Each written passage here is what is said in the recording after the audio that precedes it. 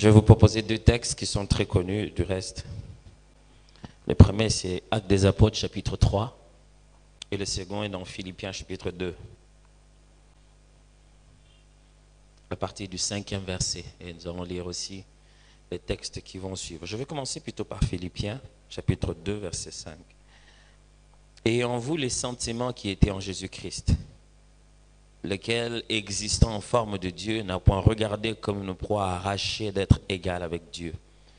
Mais s'est dépouillé lui-même, on ne l'a pas dépouillé, mais s'est dépouillé lui-même en prenant une forme des serviteurs et devenant semblable aux hommes, ayant paru comme un simple homme. Il s'est humilié lui-même, se rendant obéissant jusqu'à la mort, même jusqu'à la mort de la croix. C'est pourquoi Dieu l'a souverainement élevé et lui a donné le nom qui est au-dessus de tout nom, afin qu'au nom de Jésus, tout genou fléchisse, dans les cieux, sur la terre et sur la terre, et que toute langue confesse que Jésus-Christ est Seigneur, à la gloire de Dieu le Père. Acte chapitre 3. Pierre et Jean montaient ensemble au temple à l'heure de la prière. C'était la 9e heure. Il y avait un homme boiteux de naissance qu'on portait et qu'on plaçait tout le jour à la porte du temple appelé la Belle, pour qu'il demandât l'aumône à ceux qui entraient dans le temple. Cet homme, voyant Pierre et Jean qui allaient y entrer, leur demanda l'aumône. Pierre, de même que Jean, fixa les yeux sur lui et dit, « Regarde-nous ». Et il regardait attentivement, s'attendant à recevoir d'eux quelque chose.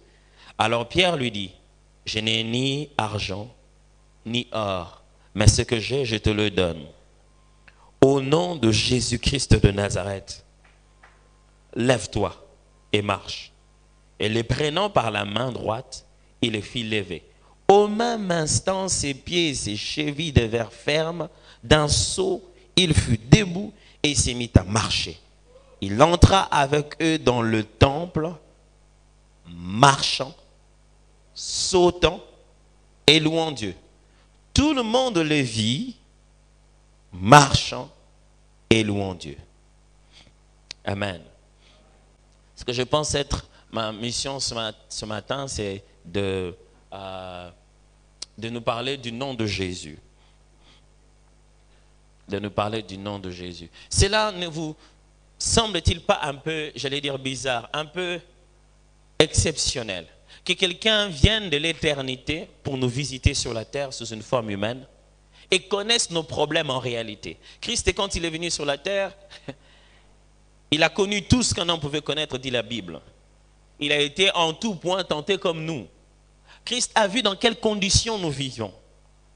Il a vécu dans la condition même dont vit l'homme. Il a connu toutes ces réalités. Vous savez, de fois on a l'impression que parce que Christ n'était pas à l'époque de l'internet, la tentation était moindre. Parce que Christ n'était pas à l'époque de ce que nous vivons aujourd'hui, n'était pas autant exposé.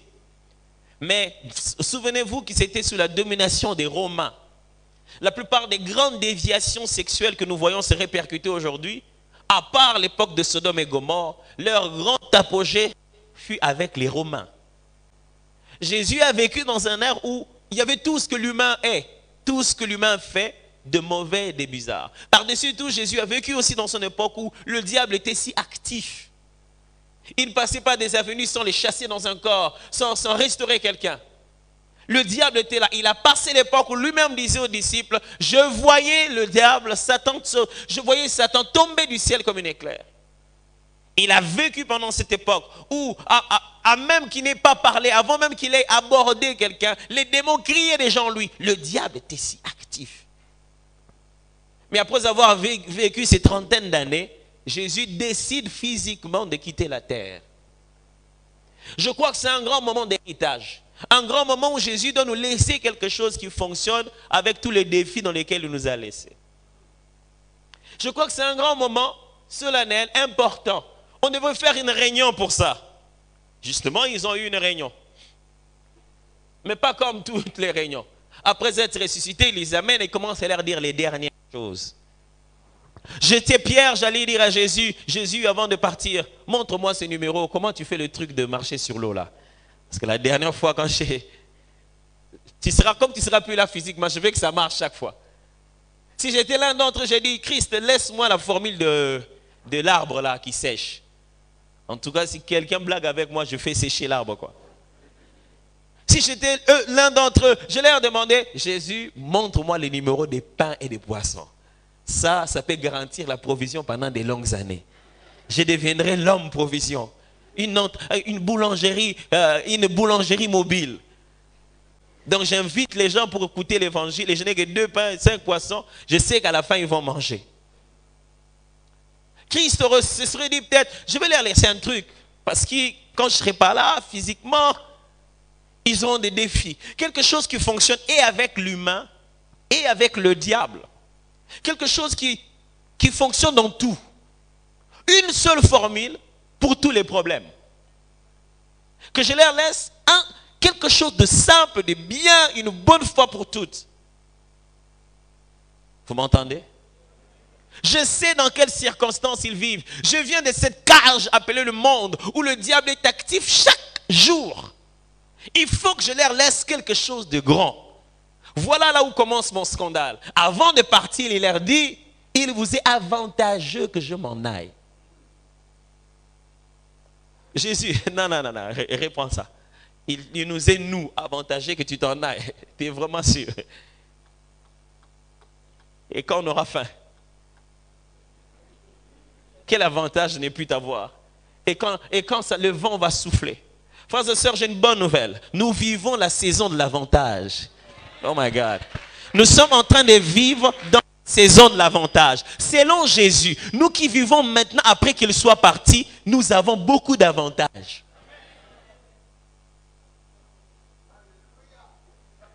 Gloire à Dieu, nous vivons la saison de l'avantage. C'est-à-dire qu'en nous regardant bien, ceux qui vivent après sa mort et sa résurrection, il doit y avoir des avantages. Il dit, il vous est avantageux que je m'en aille. C'est à votre bénéfice. Au moment de partir dans ces grands défis, Jésus donne un héritage. Son nom.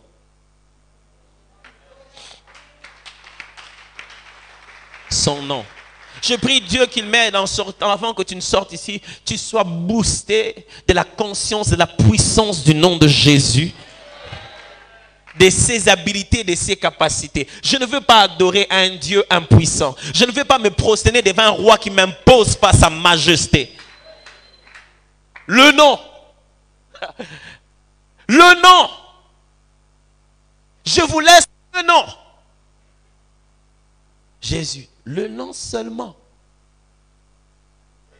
Juste ton nom. Premièrement, j'aimerais vous faire constater que Jésus-Christ de son vivant ne chassait pas les démons en disant en mon nom propre. Il n'a pas rencontré quelqu'un dans une situation et dit non. Il n'avait pas besoin de citer son nom parce qu'il est son nom. Dans la culture juive, quand on parle du nom de Dieu, on parle de lui-même directement. C'est pourquoi dans la loi, il est interdit d'utiliser le nom de Dieu en vain. Parce que le nom et lui sont un. Au même moment, il est en train de dire, je vous laisse un nom, en mon nom. Et au même moment, en train de partir, il dit, je suis avec vous. Dans la Bible, vous savez, frères et sœurs, on donnait aux gens des noms de plusieurs manières et pour plusieurs raisons. Premièrement, on donnait des noms aux gens à cause de la circonstance de leur naissance. La circonstance dans laquelle ils sont nés peut donner un nom à l'enfant. Vous vous souvenez de Ichabod? La gloire n'est plus. Cet enfant qui est né le jour où l'arche a été prise. Ichabod. Il est scellé durant toute sa vie d'un nom qui rappelle les circonstances de sa naissance. Vous vous souvenez de Benjamin, que sa mère allait appeler Benoni, le fils de ma douleur, que son père a changé de nom pour l'appeler Benjamin, le fils de ma droite, le fils de mon côté fort. Deuxièmement, on donnait des noms aux gens parce que cela est lié à un trait de caractère. C'est comme ça qu'il est dans son caractère. C'est quelque chose qu'il y a dans son comportement, qui le détermine dès loin déjà. Vous vous souvenez de Nabal, le mari d'Abigaël? Cet homme à qui David a rendu tant de services en protégeant les gens qui s'occupaient de son troupeau, et que le jour où David lui a demandé de l'aide, il a refusé. Et lorsqu'Abigail, sa femme, a appris cela, elle est allée vite aller calmer la colère de David et lui dit: pardonnez mon mari, il est tel que le dit son nom. Littéralement veut dire il est fou, parce que son nom veut dire un fou, Nabal. C'est ça dans son trait de caractère. Vous vous souvenez du jour où Jésus change de nom à ses disciples, quoique c'est une autre connotation aussi. Mais en le regardant, il dit: vous autres là, vous vous appellerez des Boanerges, qui veut littéralement dire homme au comportement sanguin. Deux fois on donnait dans la Bible de noms parce que cet élément est déterminant dans sa destinée. Ce nom, le nom qu'on lui donne, va aider dans sa destinée, sera très important dans ce qu'il va faire demain. Son nom détermine son avenir. Son nom n'est pas seulement quelque chose qui s'est passé quand il est né, mais c'est beaucoup plus aussi ce qui va se passer, qui va déterminer toute sa réalité. À la fois né avec un geste symbolique, Jacob, l'usurpateur, celui qui prend la place de celui qui était avant lui, est déterminé dans toute l'histoire par ce même geste. Le fait d'avoir usurpé la place de son frère. Lévi, maintenant mon mari s'attachera à moi. Toute la vie de Lévi ainsi que de tous les Lévites se détermine par leur attachement au temple. Ruth, que ne savons-nous pas de Ruth qui s'est attachée, celle qui s'attache, celle qui s'accroche, toute sa vie s'est attachée à sa belle-mère, attachée finalement au champ, attachée finalement à Boaz, attachée finalement à la généalogie de Jésus. Les hommes avaient aussi des noms pour ça. Mais il y avait aussi une catégorie des noms. Des noms qui étaient venus d'en haut. Qu'on prédisait avant. Que Dieu envoyait les hommes pour que ça s'insère dans leur histoire. Parce que d'eux-mêmes, ils ne peuvent pas imaginer un nom comme ça. Et d'eux-mêmes, ils ne peuvent pas initier un nom comme ça. Je commence d'abord par un autre exemple. Jean. L'ange vient, il dit à son père. Son père, voilà, avec un peu de doute, finalement, il est muet. Le jour de la naissance de l'enfant, le 8e jour, le jour de la circoncision, les parents sont là, les amis sont là. Comment allons-nous appeler cet enfant? La mère dit Jean. Mais ils disent non, il n'y a personne dans votre famille qui porte ce nom. Vous voyez pourquoi Dieu de fois envoie de noms, sinon on risque de te donner le nom de quelqu'un d'autre. On allait donner à cet enfant le nom de Zacharie comme son père. On est allé voir Zacharie, on a dit mais non, ta femme là, il nous donne un nom qu'il n'y a pas dans la généalogie. Écoutez-moi bien, vous n'êtes pas une répétition de l'histoire. Vous n'êtes pas un simple complément de généalogie. Il dit, quand on regarde l'histoire, il n'y a pas de gens dans notre famille. Il demandait une tablette, il prit la tablette, il écrit sur la tablette, son nom est Jean. Jean veut dire Dieu a fait grâce. Son nom, ce n'est pas le système, c'est la grâce. Son nom, ce n'est pas la suite des antécédents. C'est une nouvelle ligne que Dieu a tracée juste de l'autre côté. Cet enfant n'a rien à voir avec ce qu'il y avait, n'a rien à voir avec ce qui va suivre dans toute ma famille. Cet enfant est sorti du lot, il s'appellera Grâce. Et aussi, il y avait un nom. Annoncé depuis longtemps dans l'Ancien Testament. Dans l'Ancien Testament, on ne l'appelle pas Yeshua. Dans l'Ancien Testament, on l'appelle Emmanuel. Le prophète, quand il voit, il dit, on l'appellera Emmanuel. Je me pose la question, pourquoi Jésus ne s'est-il pas fait appeler Emmanuel? Parce que le nom n'est pas qu'un titre. Le nom est une fonction, un fonctionnement. Il s'appelle Emmanuel, ne veut pas dire qu'on l'appellera dans la rue Emmanuel. Ça veut dire c'est comme ça qu'il va fonctionner. Celui qui vient, c'est Dieu au milieu de vous. Un ange est venu, il a annoncé, on l'appellera Yeshua, qui veut dire l'Éternel est salut. Yahweh est salut. C'est lui qui apporte le salut. Jésus de Nazareth. Et les Philippiens disent ceci, Paul dans le livre de Philippiens bien sûr, il est en train de nous donner un grand secret. Il dit qu'en réalité, il y a des échelles, il y a des niveaux d'autorité de nom. Il dit ceci, c'est pourquoi Dieu lui a donné le nom qui est au-dessus de tout nom. C'est-à-dire qu'en matière de noms, il y a une sorte de niveau. Il y a une sorte de rang. Et qu'il y a un nom qui est au-dessus de tout nom. C'est-à-dire derrière chaque nom, il y a une autorité. Mais l'autorité qu'il y a derrière le nom de Jésus est au-dessus de tout nom. C'est-à-dire ton nom, c'est toi, lui, c'est son nom.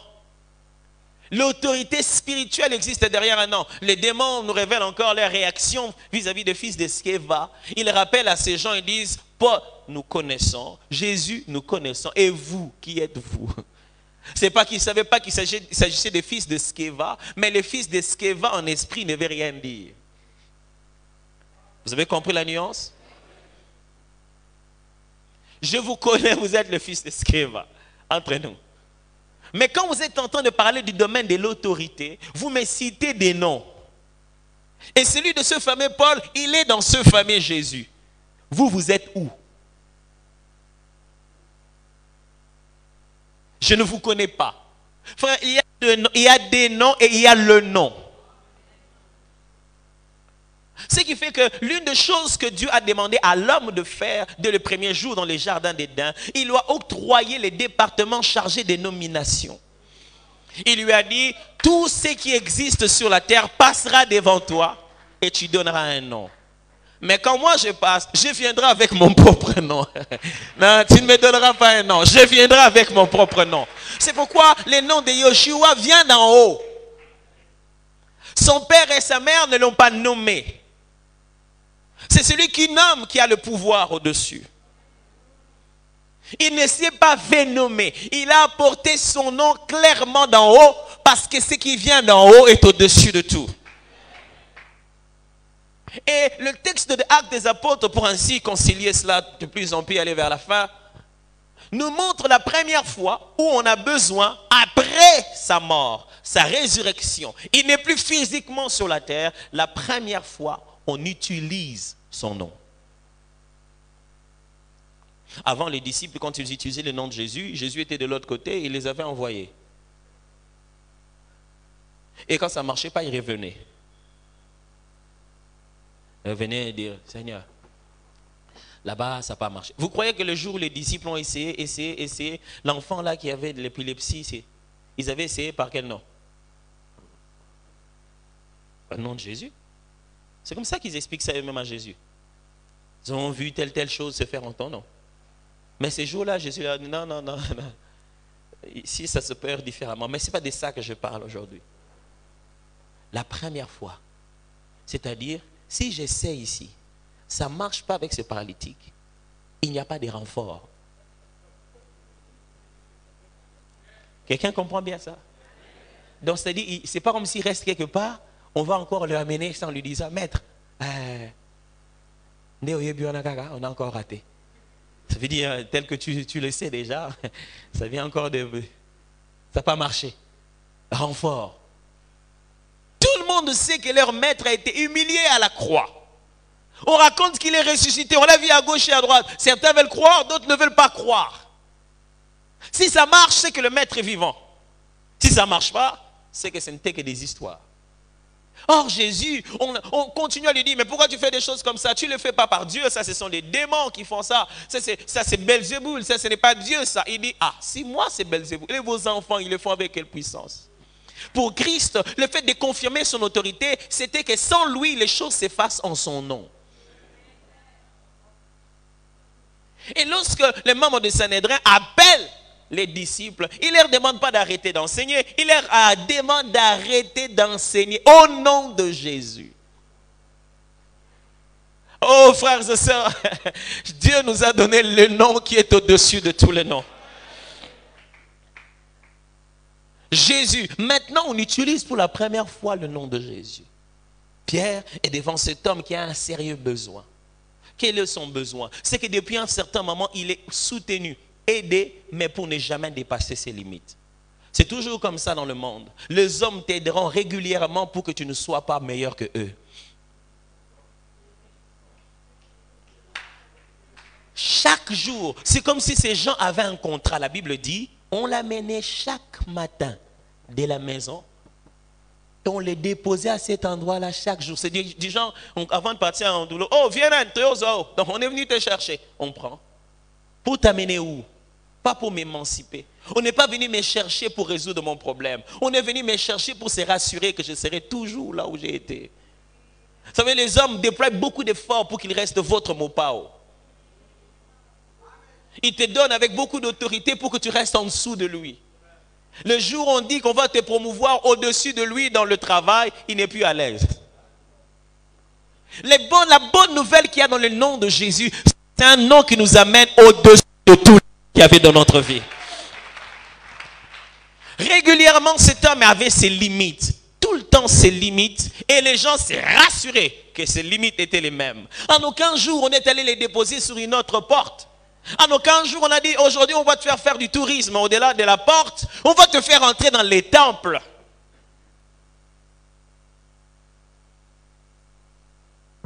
Tout le jour, on lui traçait des limites. On te dépose ici. Nous, on entre là-bas. Dieu, il est de l'autre côté de cette porte. Mais toi, on te dépose ici. Écoutez, ma frère, le nom de Jésus, c'est le nom qui est allé chercher dehors pour ramener dedans. Après que le nom de Jésus a été utilisé sur cet homme, sans autorisation, sans protocole, on ne savait pas que c'était un louangeur, comme disait Papa Alain Moloto. Il y a des danses qui sont cachées dans des corps parce qu'on n'a pas utilisé le nom de Jésus. Il y a des adorateurs qui sont cachés dans les enfants de la rue parce qu'on n'a pas encore opéré sur la dimension du nom de Jésus. Il y a des véritables danseurs qui sont cachés dans des bureaux, dans des institutions de l'État parce qu'ils n'ont pas encore vu le nom de Jésus. C'est pourquoi ils ne dansent pas. Vous serez très étonné de voir ce général abandonner tous ses galons et se mettre à louer, sauter, danser parce qu'on a utilisé le nom de Jésus de Nazareth. Écoutez, quand ce nom est en action, le centenier le savait, dit, hey, écoute, tu n'as pas besoin de venir des... Je connais le principe de l'autorité. Quand l'autorité parle, tout lui est soumis. C'est ce qu'il lui expliquait. Il dit, moi j'ai des gens en dessous de moi, quand je parle, c'est automatique. J'ai aussi des gens au-dessus de moi, je sais comment exécuter. Si c'est toi l'autorité, je sais comment je tremble devant mon autorité. Ça veut dire que la maladie là-bas, elle va trembler devant ton autorité. Frère, nous avons reçu le nom qui a la formule de la création. La Bible déclare un jour dans la barque, ils étaient là tous. Il y avait des gens réveillés mais endormis. Et un autre qui était endormi mais plus réveillé. Ceux qui étaient réveillés, ils étaient en sommeil spirituel. Ils se battaient avec leurs efforts. Essayez d'arrêter ça. Essayez d'arrêter. Je m'imagine que c'est Pierre qui dirigeait tout ça. Il dit non, allez, ok, toi à gauche, toi à droite. Ils essaient.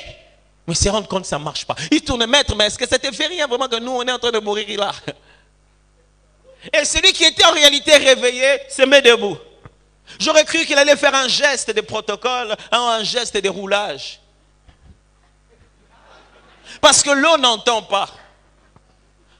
Mais la Bible déclare qu'il a parlé à l'eau. Oh, ce type, qu'est-ce qu'il fait? Pourquoi il parle à l'eau?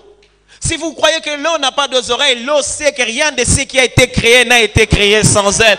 Tout ce qui a été créé par la puissante parole du nom de Jésus. Écoutez-moi très bien. Le moment où l'eau écoutait Jésus parler, l'eau entendait la fréquence de la création. Je connais cette voix. Je connais cette voix. C'est elle qui m'a créé. Au nom de Jésus, venir. Au nom...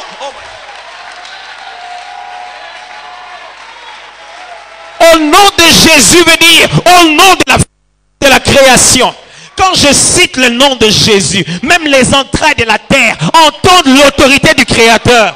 Écoutez-moi, je n'ai pas reçu un Jésus des pays sous-développés, un Jésus noir au format de Congolais. Il est ici dans mon cœur et c'est lui qui fait vivre toute ma vie.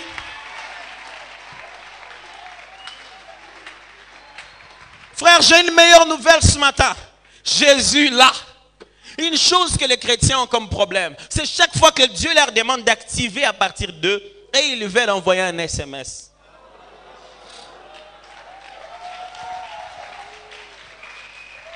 J'aimerais vous expliquer une chose. Quand tu prends n'importe quel réseau, on te donne une formule. pour activer du forfait Internet ou quoi.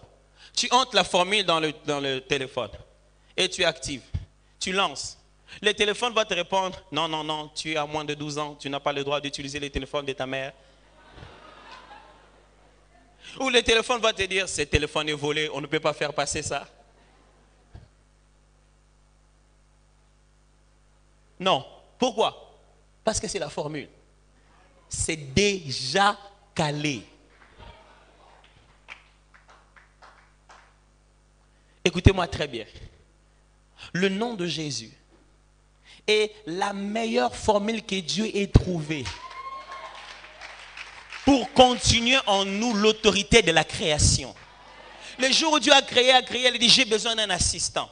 J'ai limité ici, j'ai fini au 7e jour. Voilà ton pouvoir à toi. Tu vas rester nommé, cultiver la terre. L'homme, le jour où il a perdu ça, Dieu n'avait plus de collaborateurs dans l'œuvre de la création. Il dit, je cherche quelqu'un qui se tienne à la brèche. Je vais participer, je vais jouer ce jeu-là. Quelqu'un prie et on marche avec lui. Mais tout cela, c'était parti. Pourquoi? Parce que le nom de l'homme est tombé si bas. Quand on cite homme, ce n'est nulle part. Même les animaux sont plus grands. Les lions. Il y a des gens même pour qui le nom du chien leur fait trembler. Hein? Il dit, ok, si tel est le cas, je vais greffer mon nom à votre nom. Je vais faire subir à votre nom un transfert exceptionnel. Écoutez-moi très bien. Le nom de Jésus, quand il touche, il n'est jamais transformé. Il le transforme toujours. La Bible déclare, une femme avait le sang coulant. Cette femme était devenue impure. Mais le jour où elle a touché Jésus, Jésus n'est pas devenu impur. C'est la femme qui est devenue pure à cause du nom que j'ai reçu. Je ne sais pas quel nom vous avez reçu. Je n'ai pas reçu le nom d'un maître spirituel. J'ai reçu le nom du Créateur. Oh my God. Le Créateur. Rien de ce qui a été fait n'a été fait sans lui. Jésus de Nazareth. Jésus de Nazareth. Alors les disciples ont dit ceci. Voilà, on n'a ni or ni argent. Frère, il faudrait que vous puissiez le savoir avant que je ne quitte cet endroit. Il faudrait qu'on le répète un peu plus fort à l'église. Alors l'église deviendra un peu plus excellente. Les affaires de Dieu, ce n'est ni or, ni argent. Les premiers jours, Pierre en parle déjà clairement. Aujourd'hui, on va commencer à exercer les œuvres de l'église. Alors, j'aimerais déjà te dire ce qu'on va faire dans tous les restes. Papa, ce n'est ni or, ni argent. Frères et sœurs, Christ, ce n'est ni or, ni argent. C'est plus que ça. On raconte l'histoire un jour d'un pape catholique, Boniface, je crois 4. Un jour, il vient rencontrer l'un de ses prêtres qui travaille avec lui au niveau de l'enseignement. Ils avaient reçu tellement de dons, l'église avait beaucoup d'argent. Et il lui dit, regarde, nous avons dépassé l'époque où Pierre pouvait dire, on n'a ni or ni argent. Et ce prêtre, j'aime bien sa réponse. Il sourit et lui dit, mon Seigneur, c'est parce qu'on ne peut plus dire qu'on n'a ni or ni argent, qu'on ne sait plus dire, prends ton lit, lève-toi, marche. Je ne vous prêche pas la disette, je ne vous prêche pas manquer, mais je vous prêche avoir l'essentiel. Quand on a Jésus, on a tout le reste, mais quand on a l'or, on n'a pas nécessairement tout le reste. Cet homme demandait de l'argent et ça n'allait pas changer sa situation. Écoutez-moi, le nom de Jésus recrute des adorateurs. Les puissants noms de Jésus lui-même recrute des adorateurs. Il dit, hey, toi, qu'est-ce que tu fais ici? Au nom de Jésus, lève-toi et commence à louer. Frère, les gens se mettront à louer dehors parce que nous avons mis notre Jésus en action. Que notre Jésus se fasse voir. Je veux voir le Jésus auquel tu crois. J'aimerais te donner une bonne nouvelle. Il a le nom au-dessus de tous les noms. Frère, des fois, nous tombons dans cette tentation de la théorie de l'opposé, où nous pensons que l'opposé de papa, c'est maman, l'opposé de noir, c'est blanc, l'opposé de Dieu, c'est Satan. C'est là qu'on fausse tout.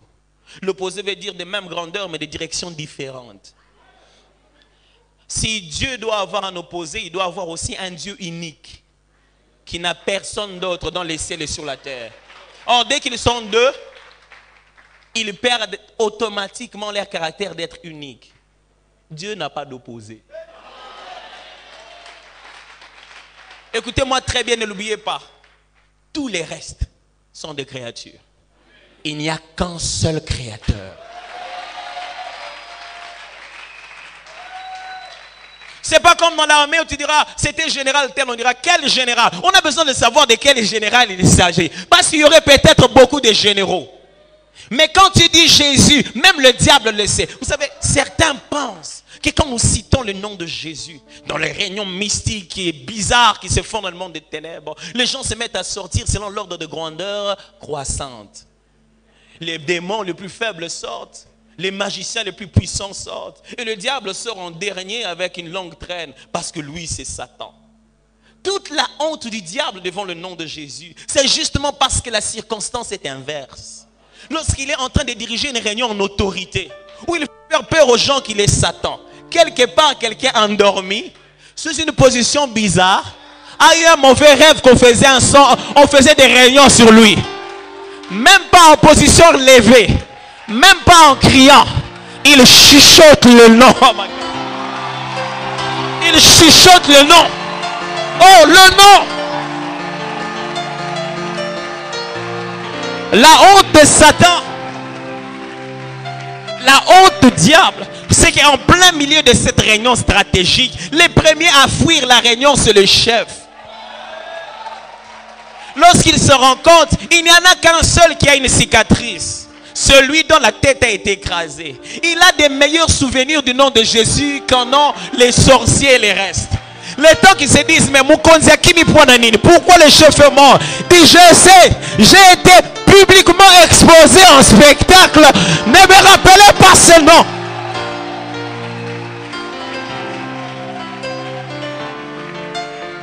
Nous n'essayons pas de nous adorer ou d'adorer nos problèmes. Nous adorons le nom qui est au-dessus de tout le nom.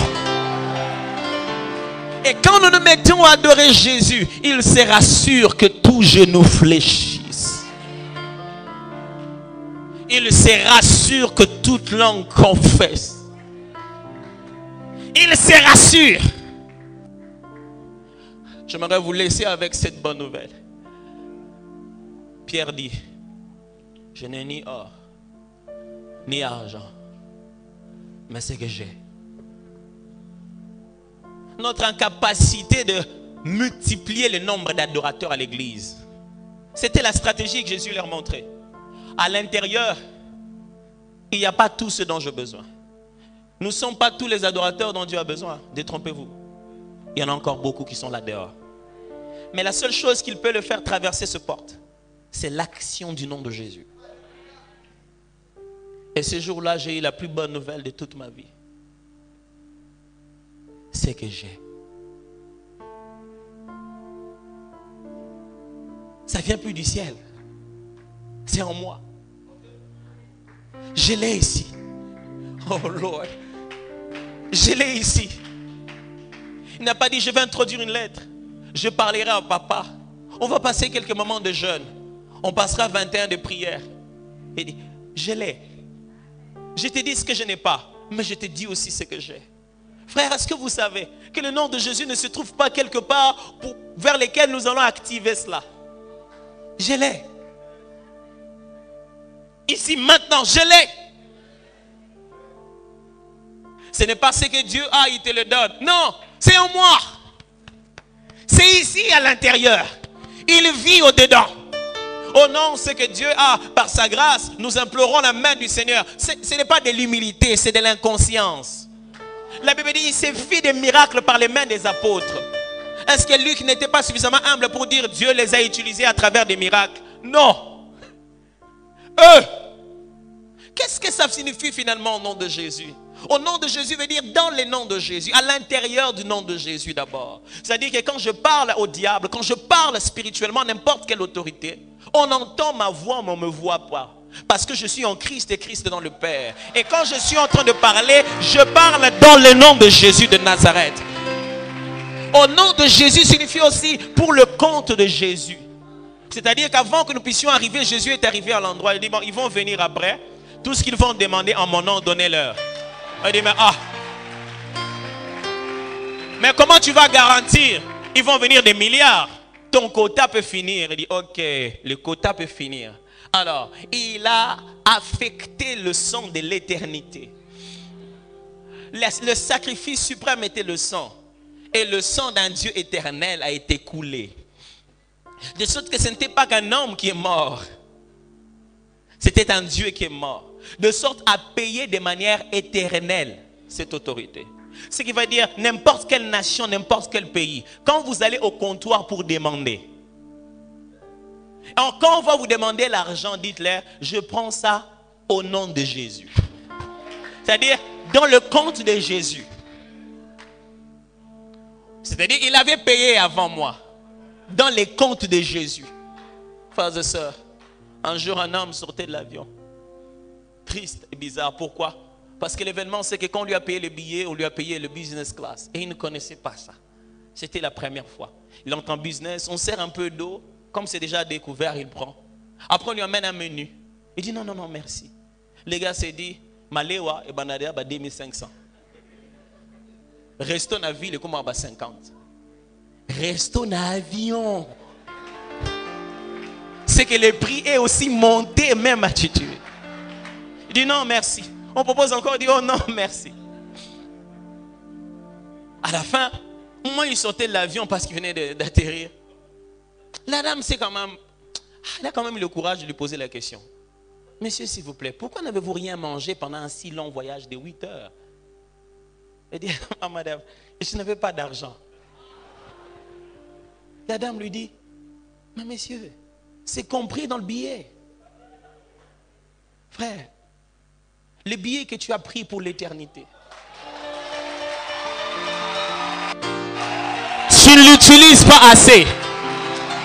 Si tu veux être un chrétien passif qui ne va pas utiliser les options, moi je vais utiliser le nom de Jésus dans ma vie. Oh, oh, oh, oh. Le jour de l'atterrissage, tu seras malheureux d'apprendre que c'était dans le billet. Je ne force rien, je n'invente rien. C'est déjà payé. Oh my God. C'est dans le billet de mon éternité. Le jour où je dis je l'accepte, le nom est venu habiter en moi. Il faut qu'on adore notre Jésus. Mais on ne les connaît pas encore. Il faut que nous utilisons le nom de notre Jésus. Je vais utiliser le nom de Jésus au maximum. Je ne vais pas juste l'utiliser pour boire de l'eau. Dans ce nom, j'ai le droit au menu. Je peux commander à l'instant. Je peux commander à n'importe quel niveau. Parce que ma position détermine ma possession. Et je suis en Christ dans le lieu céleste. Aide-moi à t'élever ce matin et à commencer à déclarer le nom de Jésus. Jésus, Jésus, Jésus. Jésus n'est pas juste une belle phrase sur nos lèvres. Des syllabes qui vont bien en commun. Non, c'est Dieu qui veut être actif au milieu de nous. Y a-t-il une circonstance de ta vie? Y a-t-il un Dagon chez toi? Quelque chose qui commence à devenir idole, qui s'impose comme un autre Dieu. Cet homme venait au temple, il n'adorait pas Dieu. Il cherchait l'argent. Il était limité par sa paralysie. Je ne louerai pas ma paralysie. Ma paralysie ne deviendra pas mon maître. Je veux Jésus.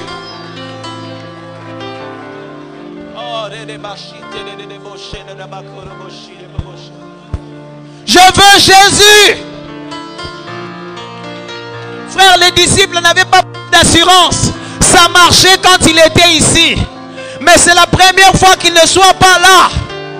Ça s'appelle la foi en son nom.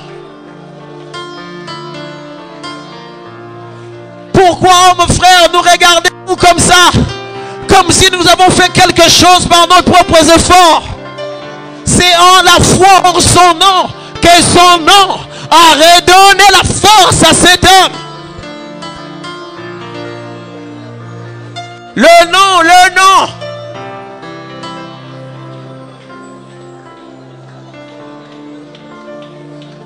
Oh Seigneur. Oh, oh, oh, merci Seigneur. Oh, oh, oh. Alléluia. Bon, chantez ça. Oh Jésus, rejetant de David. Oh, l'agneau immolé, lion de Juda, Lion de Juda, l'étoile du matin, l'étoile du matin, reçois la puissance, la louange, la sagesse, la force, l'honneur et la gloire, oh Seigneur.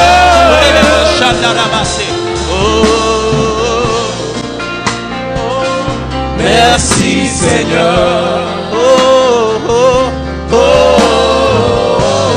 Alléluia, alléluia, alléluia.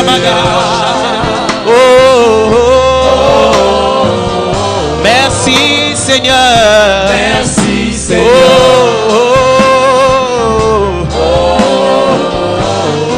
Alléluia. Alléluia. Frères et sœurs, nous allons lever nos mains légèrement pendant un moment ensemble. Je suis fier de vous dire que je n'ai ni or. Je suis heureux de vous dire que je n'ai ni argent. Je suis encouragé de vous dire que je n'ai ni or. Je suis déterminé à vous dire que je n'ai ni argent.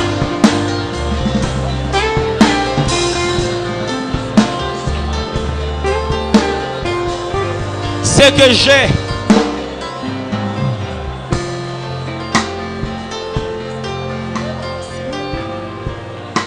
nous allons juste pendant un petit moment garder un silence. Ce n'est pas si difficile, vous savez. Le nom de Jésus, quand il devient utilisé, activé. Ce matin, je détrône tout ce qui prend la scénarii de Jésus dans ta vie maintenant. Au nom de Jésus. Si c'est la maladie qui est devenue Seigneur, tu n'adoreras pas les médecins. Je ôte cette maladie dans ton corps afin que tu deviennes adorateur et adoratrice. Ces problèmes des reins pour lesquels tu veux voyager, tu es guéri maintenant au nom de Jésus de Nazareth. Ce problème des reins pour lesquels tu veux voyager, tu es guéri maintenant au nom de Jésus. Ces problèmes des nerfs qui te font mal à la tête, tu en es guéri maintenant, au nom de Jésus. Quelle que soit l'autre chose qui trônait dans ta vie, la peur ne vaincra plus sur toi. Christ va te booster. Que dis-je? Christ est en train de te booster ce matin. Au nom de Jésus, sois encouragé, sois revitalisé dans ton homme intérieur. Au nom de Jésus, je refais l'ordre d'autorité chez vous. Les malédictions générationnelles n'auront plus d'autorité chez toi, dans ta vie et sur la vie de ta famille. Il y a un nom qui est au-dessus des autres noms. Le nom qui fut prononcé avant, déclaré avant sur ta vie. Aujourd'hui, j'ordonne que ces noms fléchissent devant le nom de Jésus de Nazareth. Le nom du professeur qui te fait terreur, qui te fait peur. Le nom de ce professeur qui est devenu un frein pour toi. Tout genou fléchisse. Que tout genou fléchisse. Je fais fléchir le nom de ce montant d'argent que tu es en train de chercher. Je le fais fléchir. Francs, dollars, euros. Car tout genou fléchit.